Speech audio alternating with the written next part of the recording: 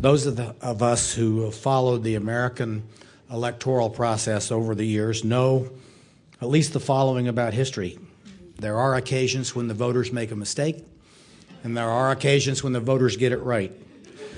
A few years ago, not in my district, I want you to know, some Iowa voters made a mistake. Our next speaker, Congressman, the Honorable James Leach, tremendous, not only congressman, but teacher. And even though I wasn't from his district, he welcomed me to his office a number of times, and long before I knew about the center, his tutorials in his office really had to do with citizen diplomacy and international politics. And like any student, it is fun to sit at the seat of a master.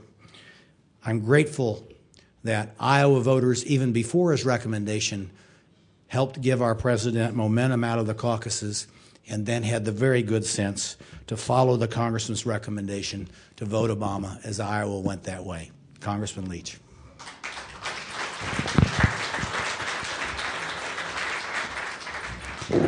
Well, thank you, and I beg to differ. My constituents did get it right. It was time to take on a higher calling, citizenship. I want to just talk real quickly about three quick subjects. Why citizen diplomacy? And the why is, to me, very simple. A country like America, but all countries, are much bigger than their government. Government is a part of society. Society is a larger whole. And so citizens not only disagree now and again with their government, but they have many other interests in the government. Culture is bigger than governance. And culture is what ties people together more than governance. And so the role of citizen diplomacy is extraordinary. Why now? Well, always there is this role. Now it happens that I think some of the frustrations that helped generate this movement related to the fact that if you take American history, the large arc of American history is quite internationalist. Arguably, the last administration had elements that were an aberration of this arc. Arguably, that helped cause people to want to reflect different views in our government. Now we have a government that is more consistent with the arc, and one that I am, like many here, quite optimistic about.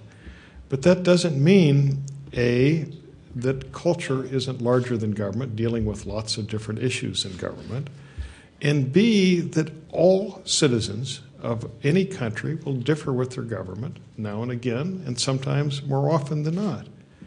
But there will be differences of judgment. This room is called the First Amendment room because we're in a press club. Well, First Amendment in America means you have the right to differ. And so there will be issues, no matter how supportive we are of a given president, we might reflect some differences, and that's very healthy.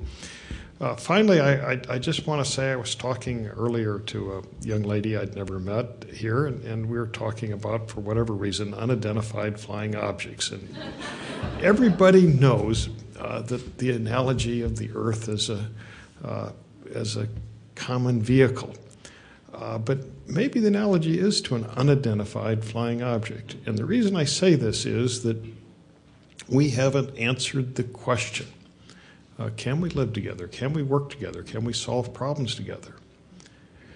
And so the challenge is to make this unidentified flying object an identified one, because if we don't identify ourselves able to master these three kinds of questions, we're no longer going to keep flying, at least in a way in which this particular planet will be habitated by people.